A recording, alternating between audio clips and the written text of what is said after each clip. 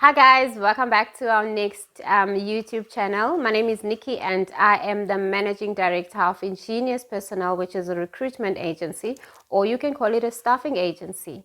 On today's topic, I'm going to share with you 5 tips on what you can do to stand out from the crowd. If you are somebody that is interviewing at the moment, this is the platform where we talk about recruitment, we talk about interviews, we talk about business. If that is something that you do like and enjoy, don't forget to subscribe on the channel, share and like so that you are notified every time when we do post our weekly content. So let's get to the tips.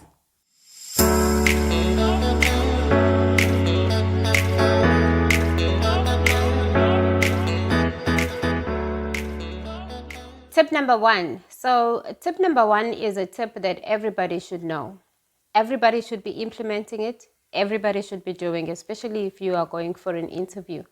So this tip, it doesn't matter whether you are in a panel interview or whether you are just meeting with a recruiter on a one-on-one basis. It just does not matter. This is a tip that you should be implementing anyway. So tip number 1, whenever you go for interviews, or whenever you're dealing with an agency that is trying to assist you to get employed, be friendly.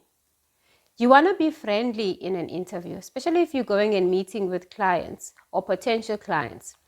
You want to get into the room, you want to shake hands firmly, you want to make direct eye contact, and you want to smile. Be pleasant to deal with. Be a nice person. And this sounds so cliche because it's something that is so small, but it's something that is taken advantage of. I have seen candidates that would walk in the room and they are so unhappy with life. So you really wanna stand out. You're trying to stand out from the rest of the crowd or from the crowd. So you wanna be friendly. You wanna be available. After that interview, you wanna send a thank you note to your consultant or a thank you note to the person that you met with. You wanna say thank you. You wanna be excited about this position. So you, like I said, you wanna be available whenever a consultant or a hiring manager is trying to get hold of you. You wanna be able to pick up that phone and be available. If you are not available, because sometimes that does happen, that you just cannot get to your phone. If you missed a call from a hiring manager or from a consultant, you want to phone that person back. You want to be active during this hiring process and avail yourself.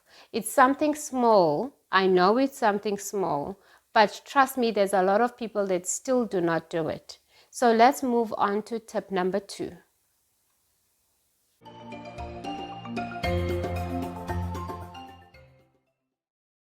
Tip number 2 is something that we always speak about on these videos. Tip number 2 is be presentable when you're going for an interview. Look nice, smell nice when you're going for an interview, because if you look presentable, first impressions last.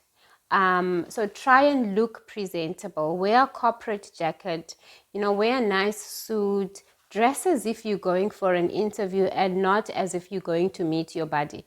Take this process seriously.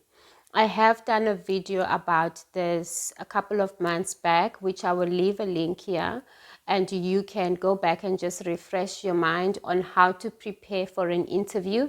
In that video, we also covered how to research prior to going for an interview. So we've covered the logistics, we covered the dress code in that video. So I will leave a link here where you can go back and you can just refresh your memory in terms of what type of preparations you need to do prior to an interview. But dress code is one of them. You want to look nice, you want to present yourself like a professional person. Now let's move on to tip number 3.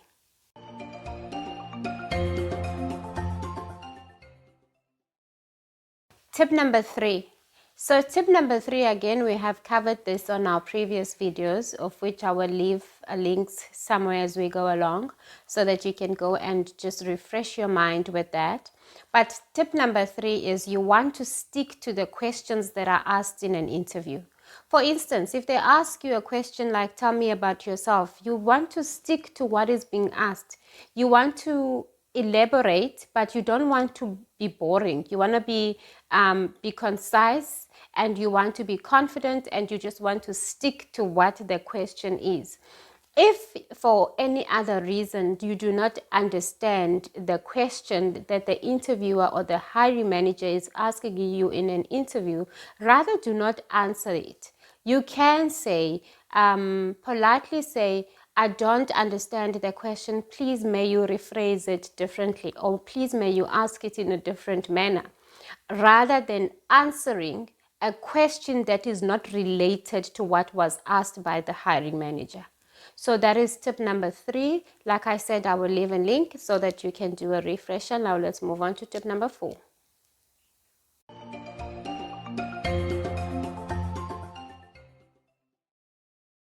Tip number 4. So tip number 4, you want to find ways that you can connect with the hiring manager, or you can connect with the recruiter on a personal level. This is where your research comes in, because you want to research the people that you're going to be meeting up front. You don't want to just get to an interview and you have no idea who you're meeting with. You haven't done research on them. You haven't looked them up on LinkedIn to see if you have a mutual connection. Because if you do have a mutual connection with the person that you'll be recruiting with, it will be easier for you to have an easy flowing conversation. Remember, there's a saying that says people hire people that they like. People do business with people that they like. So you want to find grounds or common grounds that you can connect on a personal level. This will also help you ease the pressure of yourself in an interview, as well as the hiring manager. So that was tip number 4. Now let's move on to our very last tip, which is tip number 5.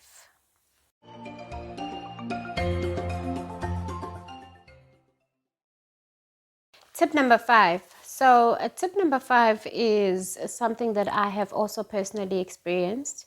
Is, you want to have your references available. So you want to communicate with your previous employer and ask either for a reference letter, or just alert them that you're going through this process. They might receive a call from a hiring manager or a recruitment agency, because you want them to be available. I've seen that time and time again. If we cannot get hold of your references, it can delay the process of your application. So you want your references to also be in the loop in terms of what is happening with your recruitment process, so that they are available to give you that reference.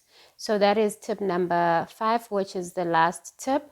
Also, what you want to do, if you are going through a recruitment agency, they will guide you through this process. Take the advice. I've given quite a few tips on this platform. Go back onto my previous videos and take the advice, because the advice is going to help you with your recruitment, with your hiring career, or with you finding your next employment. So that's it, guys. Those were our tips. If you enjoyed, if you found any value in this content, please do subscribe on the channel, share it with your friends that are going through a interviewing process. It might just help them as well.